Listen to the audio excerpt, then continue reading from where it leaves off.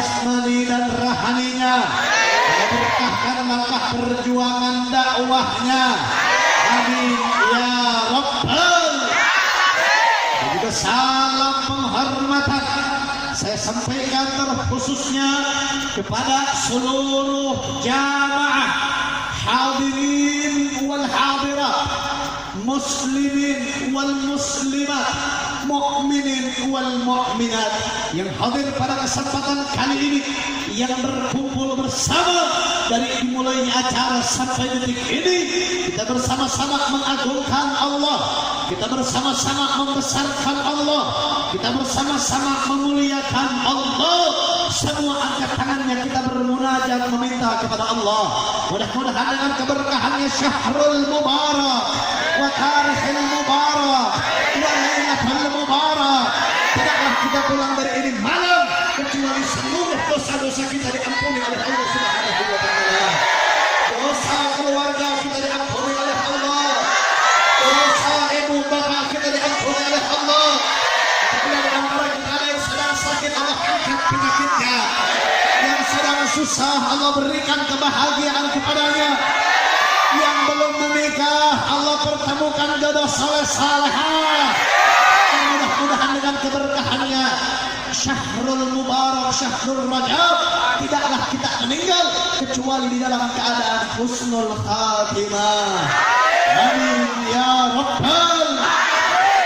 Saudara, sebelum saya lanjut, sebelum saya mulai, alhamdulillah pada kesempatan kali ini kita berkumpul bersama di malam yang mulia, di malam yang agung, menyambut daripada bulan Rajab, Syahrullah, bulan yang Allah Subhanahu wa taala, Syahrul Maghfirah, bulan yang penuh dengan pengampunan.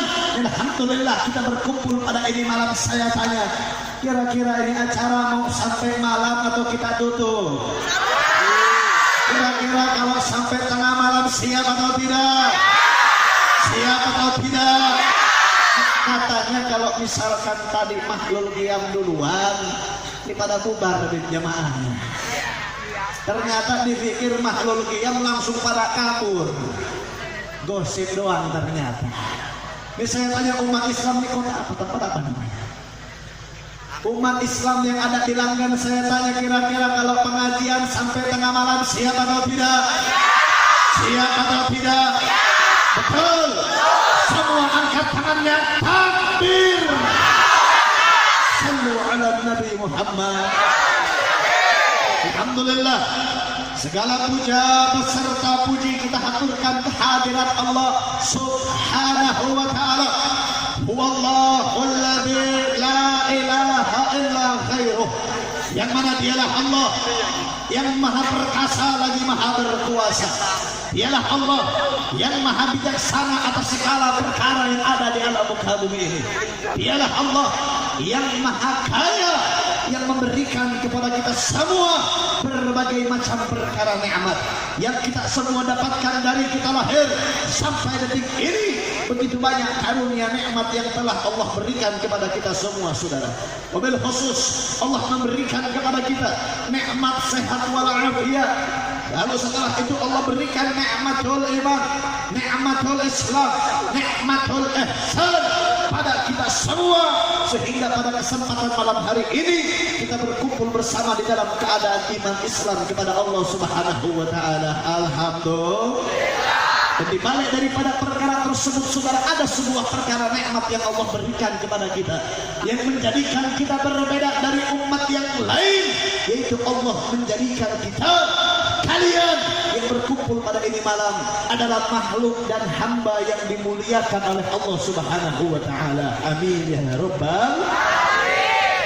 Tapi saudara, di dalam perkara Allah memuliakan hamba-Nya, di dalam perkara Allah memuliakan makhluknya, ini perlu lebih diperjelas kepada kita semua agar tidak menjadikan sebuah kesalahpahaman di dalam diri kita.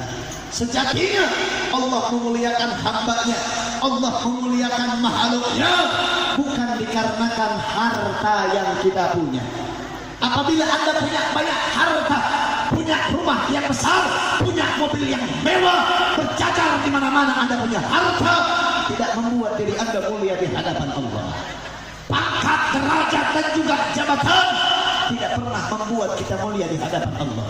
Mau Anda seorang RT, seorang RW, seorang lurah, seorang camat, seorang bupati, seorang gubernur, sekalipun Anda seorang presiden, tidak pernah membuat diri Anda mulia di hadapan Allah.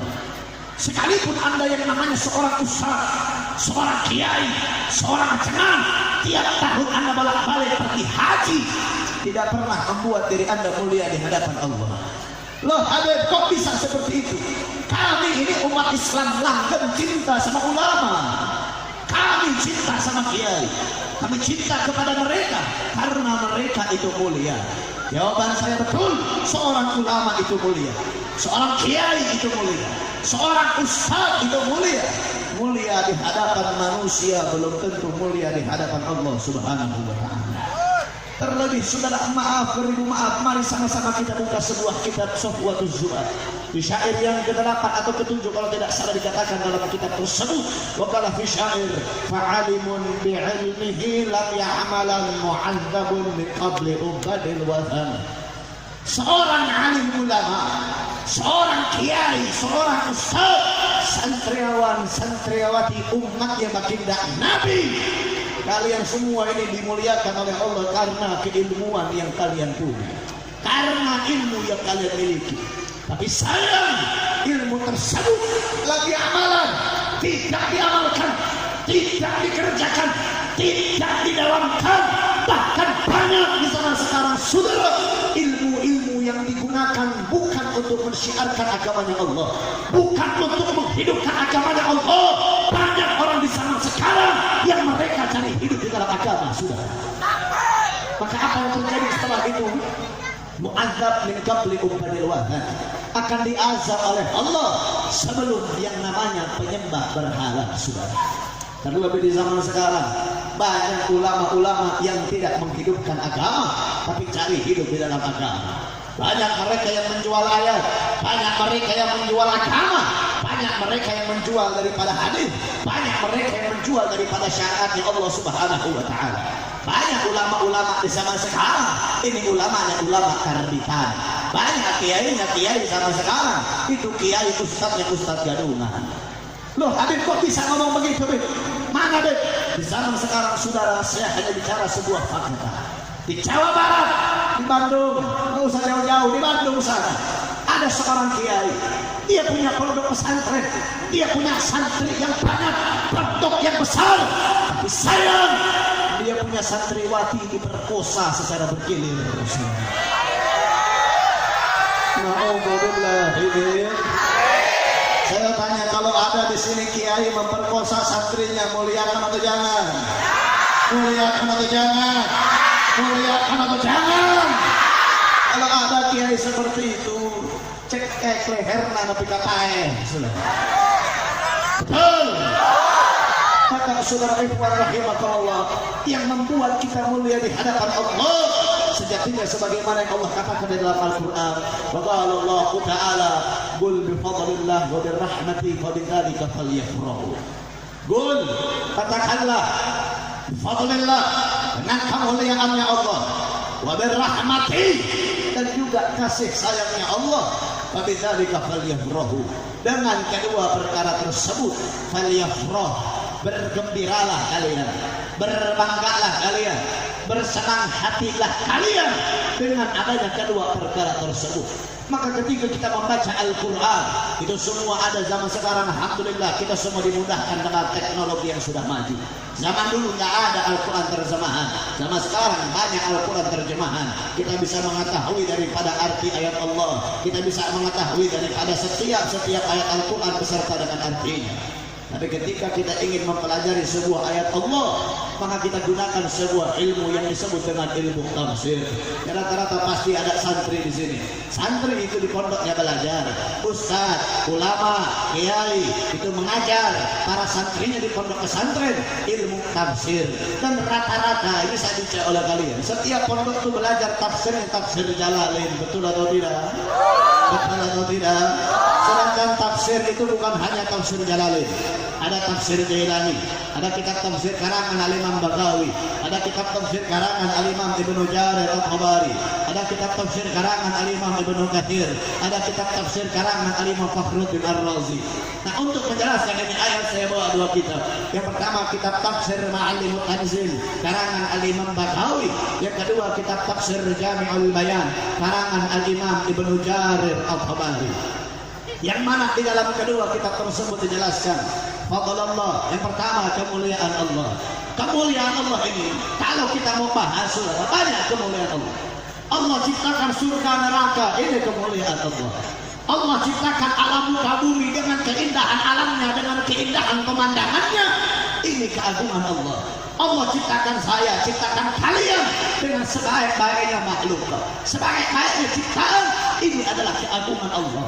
Lalu keagungan Allah yang mana yang dimaksudkan di dalam ini ayat? Maka dijelaskan fadlallah fi hadhil ayat, kemuliaan Allah di dalam ini ayat, bahwa Al-Quran itu adalah Al-Quran saudara. Jadi Al-Quran itu sendiri adalah keagungan Allah, kebesaran Allah, kemuliaan Allah yang Allah berikan kepada kita semua. Alhamdulillah. Pertanyaannya saya tanyakan semuanya, jawab yang kompak. Di rumah kalian punya Al-Quran atau tidak? Al-Qurannya dibaca atau tidak? Betul. Yakin? Yang ibu-ibu saya tanya dulu, ibu. Bu, masih semangat? Betul. Saya tanya ibu-ibu di rumahnya ngaji nggak Al-Quran? Benar.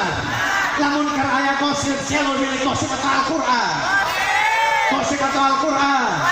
Si jujur sih, namun jujur poin doakan salah kita kawin dari sih. Lalu milih gosip atau Al-Quran? Si jujur sih aman. Inna lillahi wa inna ilaihi. Saudara, ini sudah tidak bisa kita pungkiri. Banyak di zaman sekarang orang-orang ini yang melepaskan dirinya dengan Al-Quran. Ini anak-anak sekecil seperti ini. Sudah jarang kita lihat di pengajian ngaji Al-Quran, sudah jarang. Yang dia pegang itu handphone. Yang dia pegang itu lato-lato. Sumpah ini demi Allah, saya kalau mau tidur dengan lato-lato saya nggak bisa tidur.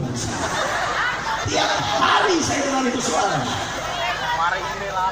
Banyak anak-anak di zaman sekarang ini, kalian para pemuda-pemudi ini yang melepaskan diri dengan Al-Quran. Betul atau tidak?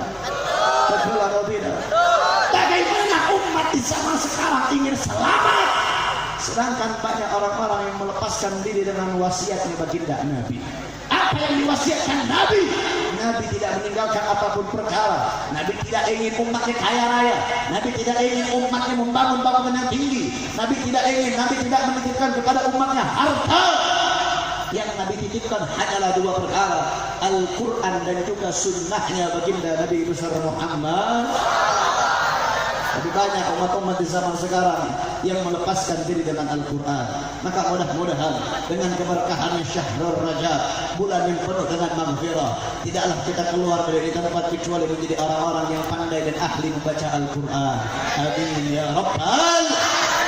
Dan ini yang pertama saudara, Allah itu adalah Al-Quran. Adapun rahmat dan juga kasih sayangnya Allah, rahmat di dalam ini ayat, cintanya Allah, sayangnya Allah kepada kita semua. Dan inilah yang saya maksudkan, yang membuat kita mulia, tidak lain tidak bukan kasih sayang dan rahmatnya Allah kepada kita semua adalah Allah menjadikan kita afdhalul ummat, paling afdhalnya umat, paling mulianya umat, paling agungnya umat. Dan tidak lain tidak bukan kita menjadi umat yang mulia karena kita menjadi umatnya baginda Nabi besar Muhammad. Dan ini yang menjadikan kita mulia, ini yang menjadikan kita agung.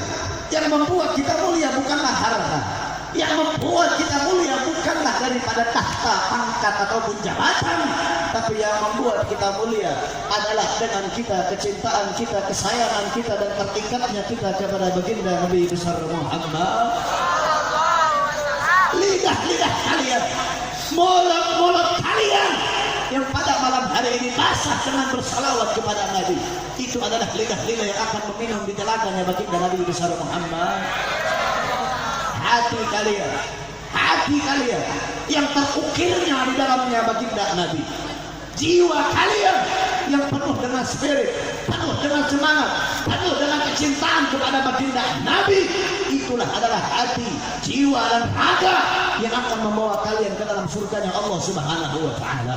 Maka saudara, mudah-mudahan dengan keberkahannya kita berkumpul pada ini malam, dengan kemuliaannya kita berkumpul pada ini tempat, tidaklah kita pulang dari ini malam, tidaklah kita keluar dari tempat kecuali kita semua insyaallah sama-sama berkumpul di surga Allah Subhanahu wa taala. Amin ya rabbal alamin. Ikhwan rahimakumullah, kita berkumpul pada ini malam tidak lain, tidak bukan di dalam rangka jemaah salawat Haul Al-Habib Zaki bin Sya'alka dan juga daripada guru kita Mbah Haji Mubashir. Ikhwan rahimakumullah, sebelum membahas yang namanya perkara Haul, kita bahas dulu sebuah perkara yang mulia. Tidaklah kita duduk pada ini malam kecuali pada malam Lailatul Raja, masuknya di dalam bulan Raja, bulannya Allah Subhanahu wa taala. Sebagaimana yang sering ulama katakan, Allahumma barik lana fil Rajab wa Sya'ban wa ballighna Ramadan. Allahumma barik lana fil Rajab wa Sya'ban wa ballighna Ramadan. Allahumma barik lana fil Rajab wa Sya'ban wa ballighna Ramadan. Bulan Rajab adalah bulan Allah Subhanahu wa taala. Ar-Rajab syahrullah wa Sya'ban ini adalah bulannya baginda Nabi. Wa Ramadan syahrul ummati, dan adapun bulan Ramadan adalah bulan umatku kata baginda Nabi besar Muhammad. Kita semua tahu di bulan Rajab ini ada sebuah kejadian, ada sebuah momentum yang begitu agung, yang begitu besar, yang disebut dengan Isra wal Mi'rajnya baginda Nabi besar Muhammad. Sebuah perjalanan yang dijalankan, yang dilaksanakan oleh baginda Nabi, sebuah perjalanan yang mana saudara ikhwan rahimakumullah, sebelum saya jelaskan saya katakan, perjalanan kisah Isra wal Mi'raj ini hanya bisa diterima dengan keimanan kita kepada Allah Subhanahu wa taala. Kalau Anda pikirkan, kalau Anda terima ini kisah dengan akal logika, maka sungguh tidak akan masuk akal ini perjalanan. Bagaimana tidak masuk akalnya? Sebagaimana Allah katakan di dalam Al-Quran, wa qala Allah Ta'ala, subhanalladzi asra bi'abdihi lailan minal masjidil haram ilal masjidil aqsa. Jadi kita semua tahu perjalanan Nabi melaksanakan Isra wal Mi'raj ini, itu adalah sebuah perjalanan dari sebuah kota menuju kota yang lain, dari satu kota menuju langitnya Allah Subhanahu wa taala. Dan perjalanan tersebut tidaklah ditempuh dengan waktu yang lama, tidak ditempuh dengan waktu sebulan, 2 bulan, 3 bulan, tidak ditempuh dengan waktu 1 minggu, bahkan tidak ditempuh dengan waktu 1 hari. Nabi melaksanakan perjalanan tersebut hanya menggunakan daripada sebagian malam saja. Sebagaimana banyak para ulama-ulama kita yang mengarang daripada berbagai macam kitab yang menerangkan daripada kisah Isra wal Mi'rajnya baginda Nabi. Salah satunya ada sebuah kitab yang berjudul As-Siraj Al-Wahad fi Haqa'iqil Mi'raj.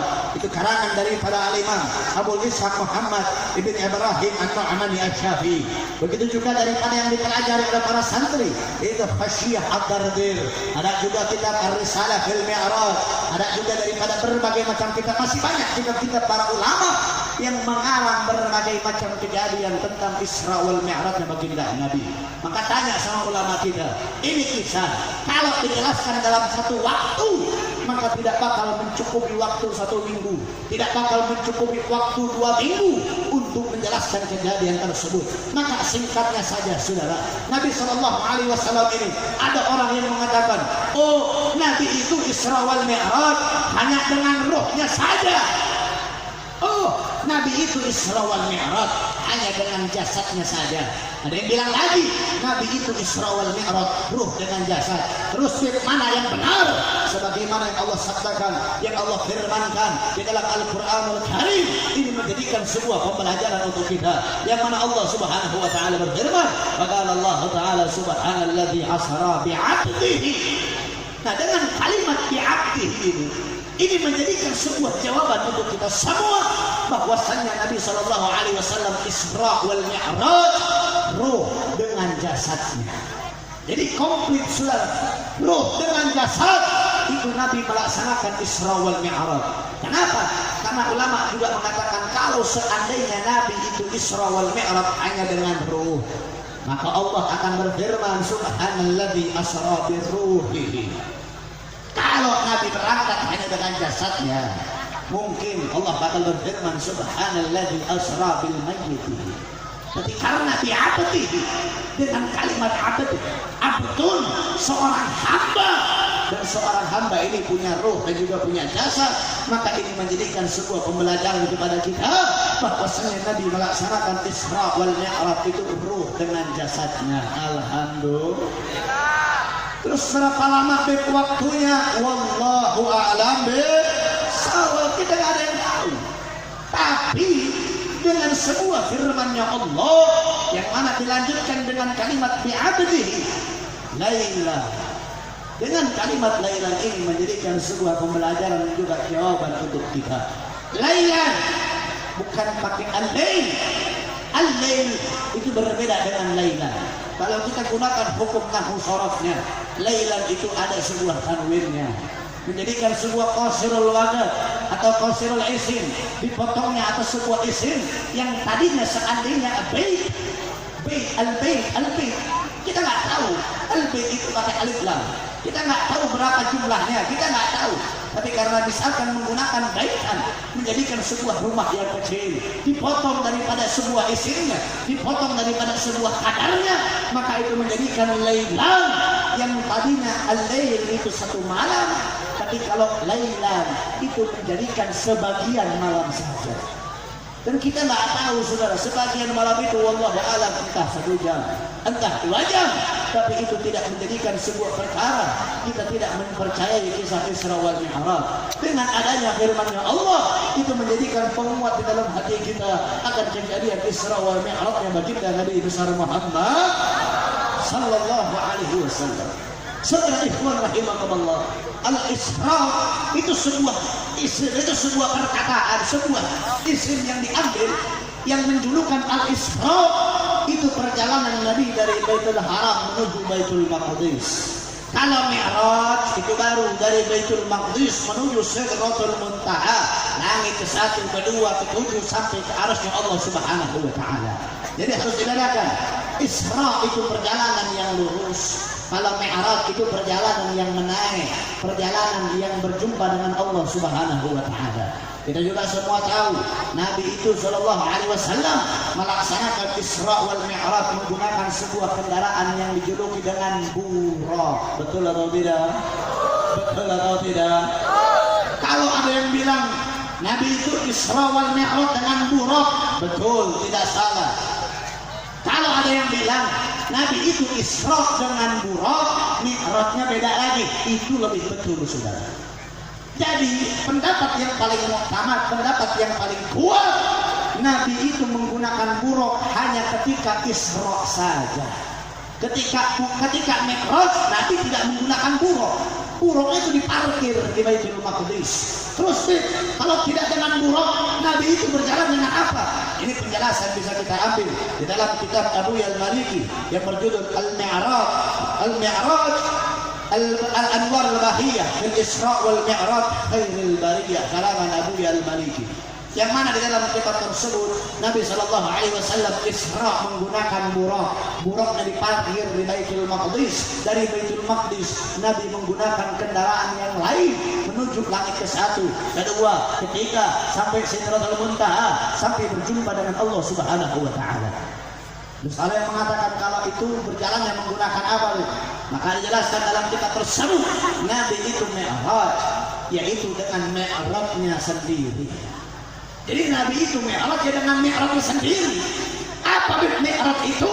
Maka dijelaskan dalam kitab tersebut Al-Mi'raj huwa sulamur rabbani, sulamur rabbani, tangganya Allah Subhanahu wa taala alladzi alaihi uruju bihi ila sama, yang mengantarkan baginda Nabi berjumpa dengan Allah Subhanahu wa taala. Jadi Nabi Mi'raj itu dengan sulamur rabbani, tangga yang diciptakan oleh Allah yang dikhususkan untuk baginda Nabi melaksanakan mi'raj berjumpa dengan Allah Subhanahu wa taala. Bentuk tangganya seperti apa? Wallahu a'lam bishawab. Hanya Allah yang mengetahui daripada bentuk tangga tersebut. Jadi hadirin saudara, sedikit singkat ceritanya. Ketika Nabi Shallallahu Alaihi Wasallam berada di langit yang pertama, berjumpalah Nabi dengan penghulunya manusia, yaitu Nabi Allah Adam alaihissalam. Ketika Nabi berjumpa dengan Nabi Allah Adam alaihissalam, Nabi Adam mengatakan, "Ni'mal maji'u ja'." Telah datang tamu yang mulia, telah datang tamu yang terhormat, telah datang tamu yang agung. Dan Nabi Adam mengatakan, marhaban bi khalifatu saleh wa ibni saleh. Selamat datang seorang pemimpin yang saleh dan anak keturunanku yang saleh. Nah, ini menjadikan sebuah pembelajaran saudara ikhwan rahimakumullah. Nabi Adam adalah penghulunya manusia, pertamanya manusia, seorang nabi yang pertama kali.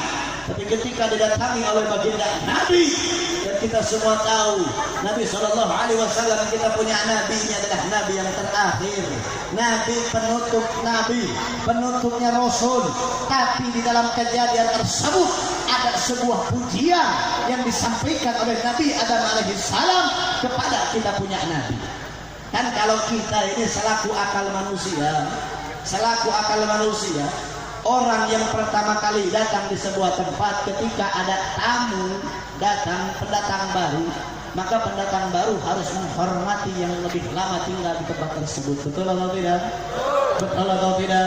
Secara umur Nabi Adam umurnya lebih panjang, lebih pertama kali penghulu datuk-datuknya kita punya nabi. Berarti kalau kita selaku manusia akal biasa, ini manusia biasa, yang muda menghormati yang lebih tua. Betul atau tidak?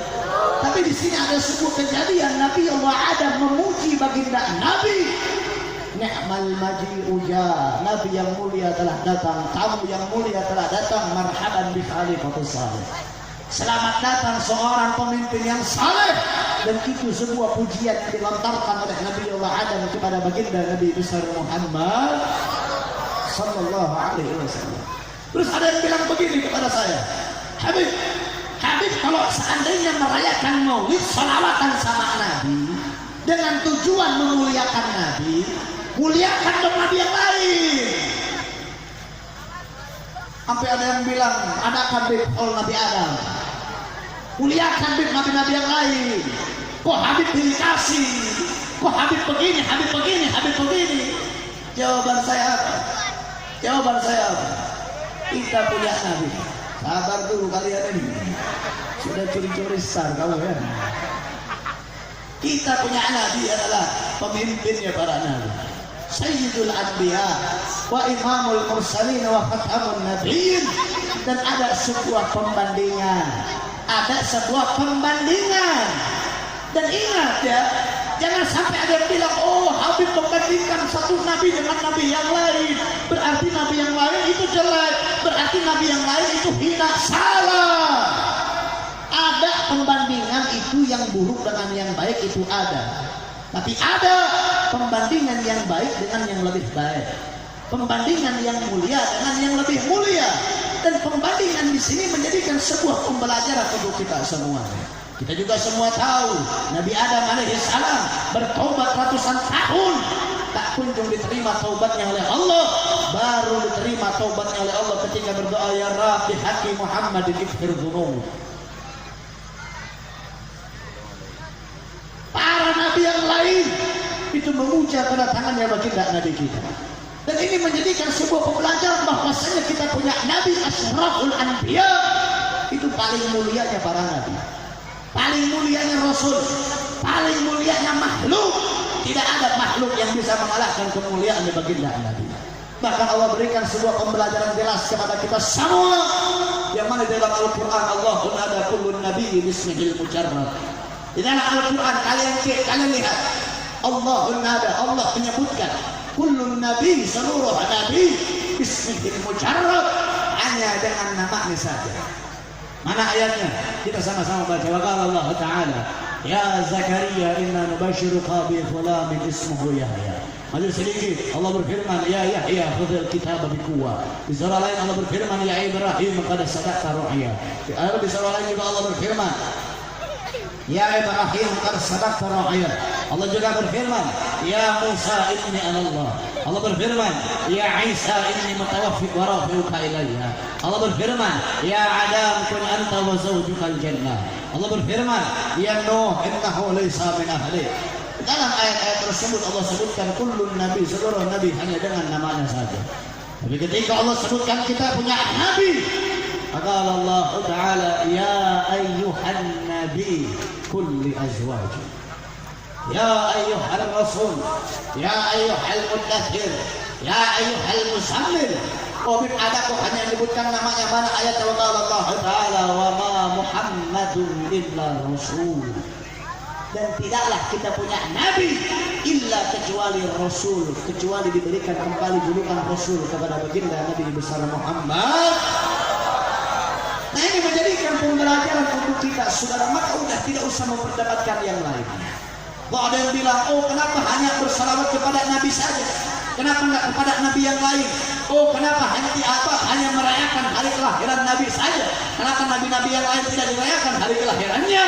Saudara ikhwan rahimakumullah, ada sebuah hadis qudsi disampaikan Allah ila Nabi sallallahu alaihi wasallam, laulaka ya nabi Allah Muhammad, laulaka ya Muhammad ma khalaqtu ahlak. Kalau bukan karena baginda Nabi, Allah tidak akan menciptakan alam semesta dan isinya.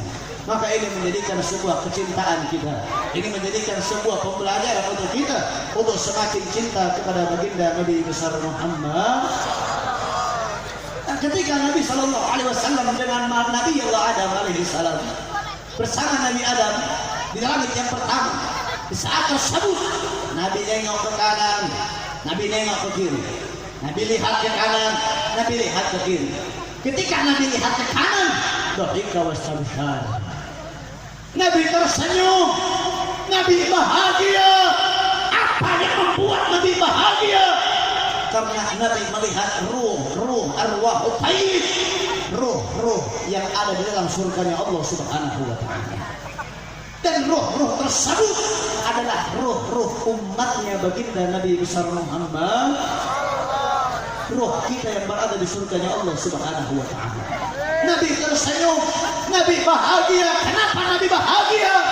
Karena sesuai dengan cita-citanya baginda Nabi besar Muhammad. Nabi tidak bercita-cita umatnya punya bangunan yang tinggi. Nabi tidak bercita-cita umatnya banyak harta di dunia. Yang Nabi cita-citakan apa? Wallahi la arda ahadan min ummati finnar. Nabi tidak pernah ridho, Nabi tidak pernah mau satupun umatnya berada di dalam neraka oleh Allah Subhanahu wa Ta'ala. Maka mudah-mudahan kita semua termasuk dengan ashabul yamin, orang-orang yang diciptakan oleh baginda Nabi besar Muhammad. Amin ya rabbal alamin. Beda saudara ketika Nabi melihat ke kiri. Ketika Nabi melihat ke kiri, hazina wa baka, Nabi sedih, Nabi menangis. Kenapa Nabi menangis saudara? Karena ketika Nabi melihat ke kiri, Nabi melihat ruh arwah umatnya Nabi yang ada di dalam nerakanya Allah Subhanahu wa Ta'ala. Nabi melihat orang-orang umatnya Nabi, dari para sahabat, dari para tabi'in, dari para tabi'in sampai umat akhir zaman kala, itu ada yang berkumpul di nerakanya Allah Subhanahu wa Ta'ala. Nabi melihat beberapa pemandangan yang ditampakkan oleh Allah Subhanahu wa Ta'ala. Ada beberapa kejadian yang ditampakkan oleh Allah kepada baginda Nabi, yang mana di saat itu saudara, Allah melihatnya. Nabi maju sedikit. Ketika Nabi maju sedikit dan Nabi melihat lagi ke kiri, di saat tersebut Nabi melihat ada satu nampan, yang mana nampan tersebut berisikan daging yang begitu lezat. Nampan tersebut berisikan makanan yang begitu nikmat. Nampan tersebut berisikan jamuan yang begitu segar. Tapi sayang, la ahadam min ummati yaquluna fi hadha. Tidak ada satu pun umatku yang mereka mengambil makanan daripada nampan tersebut. Di sisi lain ada satu nampan yang isinya daging yang busuk, isinya daging yang mentah, isinya para bangkai-bangkai yang bau. Tapi sayang, banyak umat Nabi yang berebutan untuk mencari makan daripada nampan tersebut. Bahkan ada sebuah riwayat lain mengatakan satu nampan dengan makanan yang nikmat, dengan makanan yang lezat, sekeliling nampan tersebut adalah bangkai, dan banyak orang yang hanya memakan bangkainya, tidak mau memakan makanan yang lezatnya. Nabi tanya kepada malaikat Jibril, "Ya Jibril, man haula?" Wahai Jibril, siapa mereka? Dijawab oleh malaikat Jibril, "Ya Rasulullah, ya Rasulullah, haula min ummati yamruquna al-halal wa ya'tuna al-haram." Wahai Rasul, itu adalah umatmu yang mereka mendekatkan diri kepada yang haram dan menjauhkan diri dengan yang halal. Saudara, saya tanya, pemandangan seperti ini wajar atau tidak? Wajar atau tidak?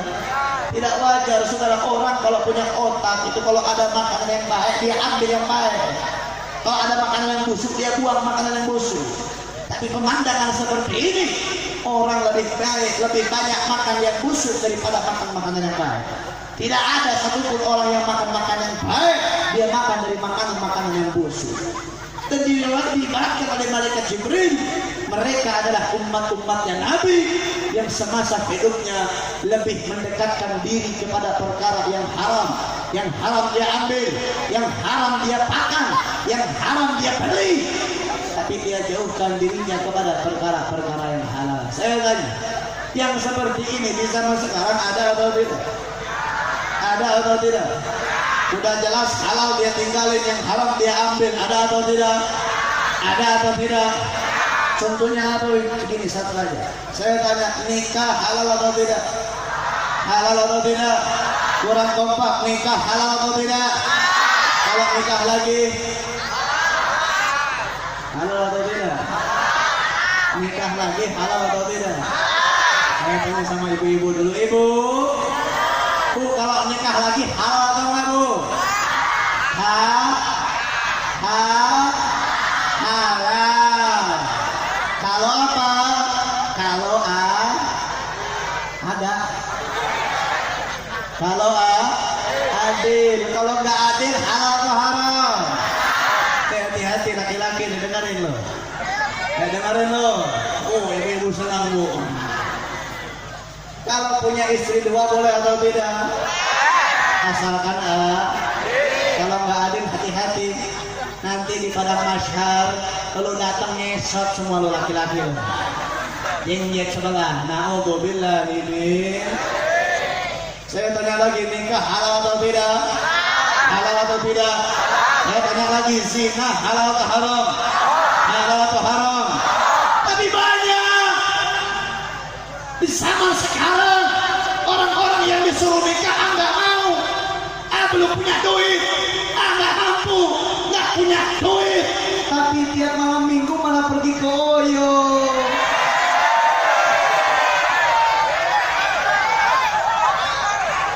Ada apa enggak? Ada apa enggak? Betul. Na'udzubillahimin. Yang lebih sedihnya apa? Maaf, jangan, saya ngomong seperti ini jangan kalian jadikan dalil, jangan. Maaf, lonte itu lebih mulia daripada perempuan zaman sekarang. Kok bisa deh? Yalah, jelas. Lonte, berapa kalian kalau bayar lonte? 200. Ya, harusnya. Berapa? 200. Contoh saja, contoh ya. Lonte-lonte zaman sekarang yang jual keperawanannya, jual daripada miliknya, itu pakai duit 200.000, bener nggak?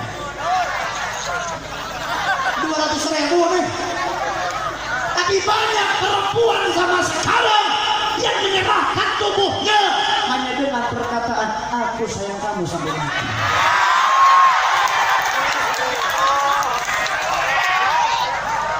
Bener apa enggak? Ada buaya datang men. Dengan kali ngomong, sekali ngomong, aku sayang kamu sampai mati seumur hidup, aku sayang sama kamu. Si perempuan yang percaya cinta mati sama laki.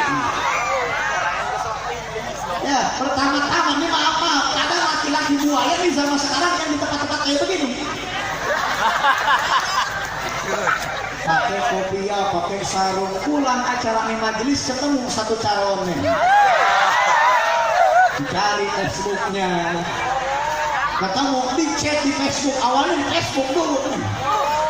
Di chat, assalamualaikum Muhti.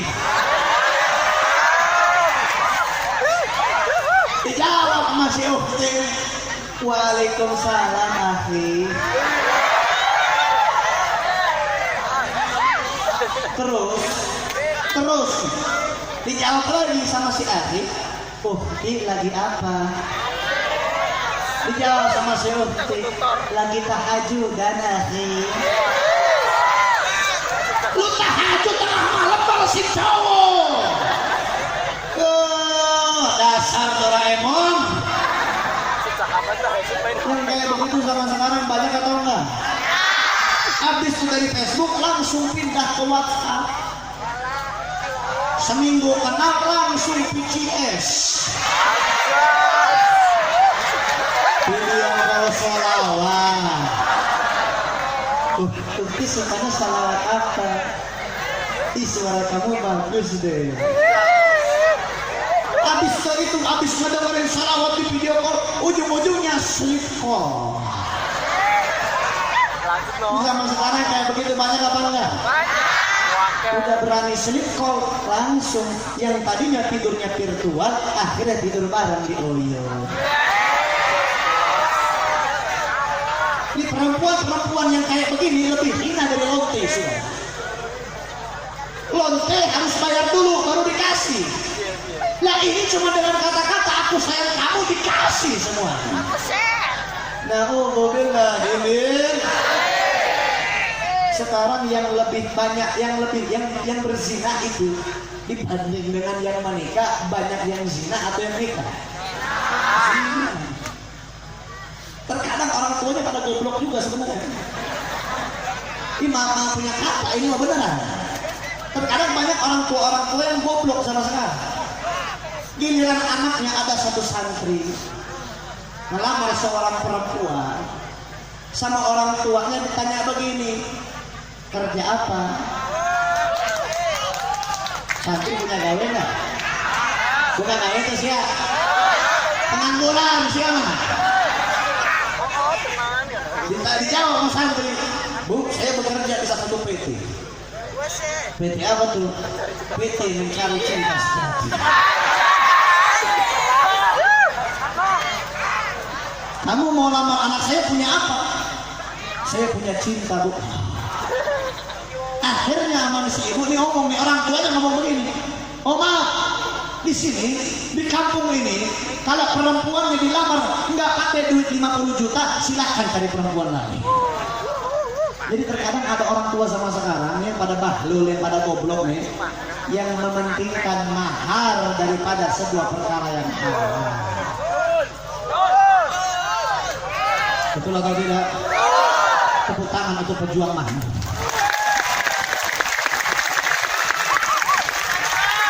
Banyak anak-anak zaman sekarang yang lambat menikah, yang jadi bujang kolot karena apa? Karena nggak punya duit. Saya tanya, Bu, nikah perlu pakai duit apa enggak? Enggak pakai, Bu. Nikah itu rukunnya cuma 5, nggak ada duit dalam rukun tersebut.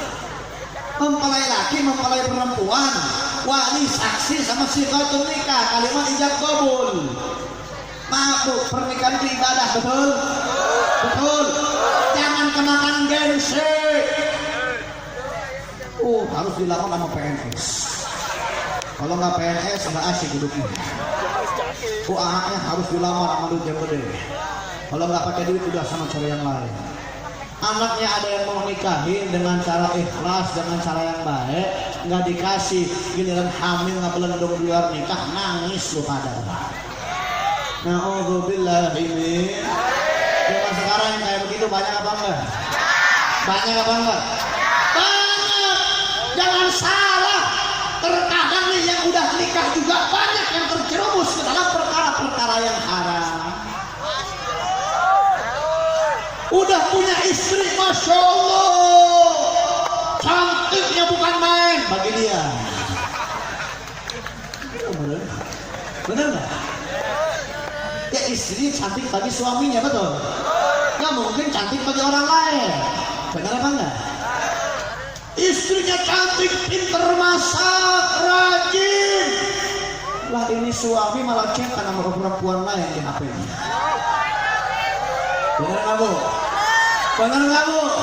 Lu pada curhat loh. Terkadang juga ada perempuan yang nggak tahu diri. Udah punya suami yang cakep, udah punya suami yang bertanggung jawab, berkorban tulang mencari nafkah, malah melaporin suami orang.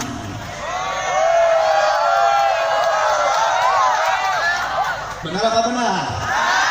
Ada di zaman sekarang udah dikasih produk malah ngambil pabrik.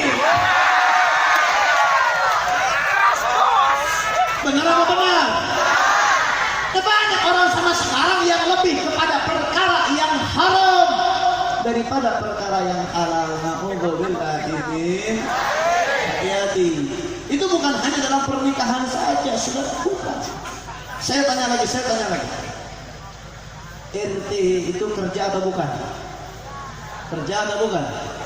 RT, RW, lurah, camat, bupati, gubernur, DPR, presiden itu semua bekerja, betul? Bekerja untuk rakyat, digaji oleh, gajinya halal apa haram? Halal apa haram? Halal. Gajinya halal, dia ambil boleh, itu karena hasil keras pribadinya. Tapi banyak udah tadi gaji malah korupsi. Benar apa benar? Benar apa benar? Dana APBD desa itu rata-rata itu di atas 1 miliar sudah. Tapi banyak kadang-kadang di zaman sekarang masuk ke satu desa itu jalannya hancur amburadul. Mana tuh duitnya tuh? Mana tuh? Semuanya di sini, sampai jumpa lagi. Kemungkinan ini terakhir kali saya mengisi. Nanti saya tidak mengisi lagi. See you, goodbye. Na'udzubillahi min.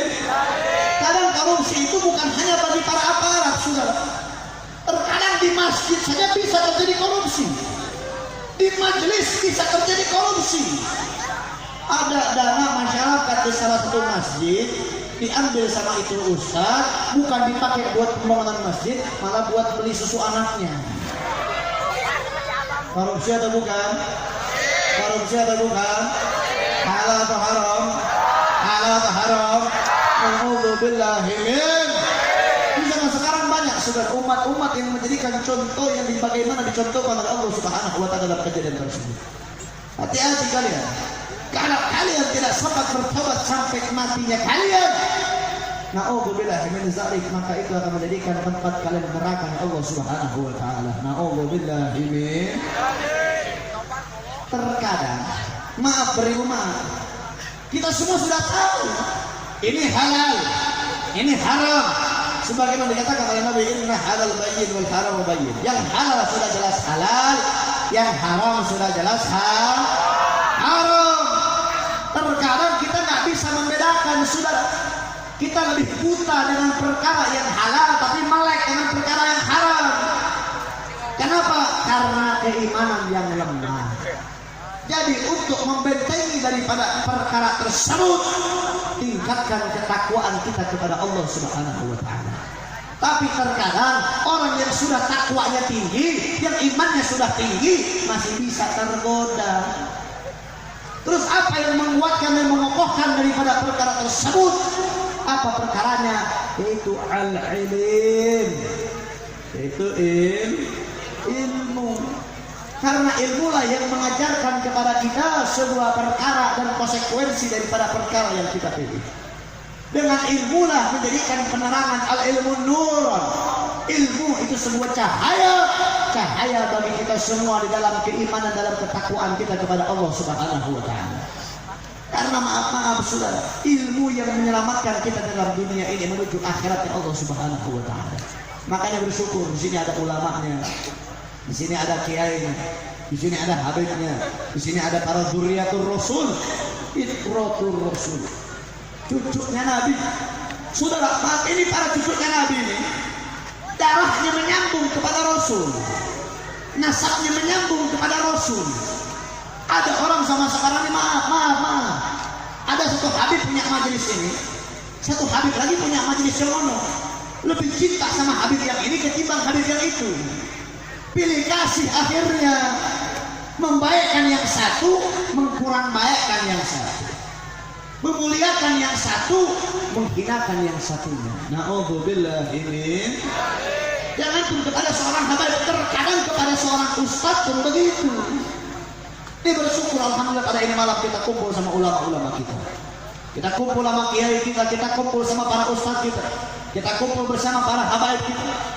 Kalian datang pada ini tempat bukan karena para habaibnya, bukan karena saya, bukan karena Habib Ali, bukan kepada Habib Jawa, bukan. Tapi kalian datang kepada tempat ini. Wa may yuridullahu khairan falyufaqihu fid din. Tidaklah orang diberikan kehendakan kebaikan oleh Allah Subhanahu wa taala kecuali dikumpulkan di majelis ilmunya Allah Subhanahu wa taala. Alhamdulillah. Maka jangan